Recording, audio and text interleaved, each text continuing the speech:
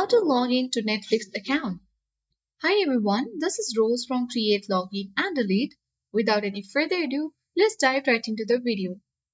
First of all, you need to open any web browser on device or either you can easily open the Netflix applications on your mobile device. Now, click on the search bar at top of the screen and type in www.netflix.com. Once you type in the URL, press enter on the keyboard. After a while, you will land on the official interface of Netflix, where at the top right corner you will see the sign in button. Click on it. After that, sign in box appears on the screen where you have to enter all your credentials including your email, mobile number and the password. In case if you forget the password, you can easily click on the forget password link and easily recover the password and re-enter here and sign into your Netflix account.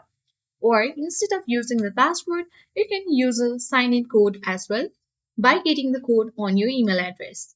Once you type in all the information and credentials, click on the sign in button.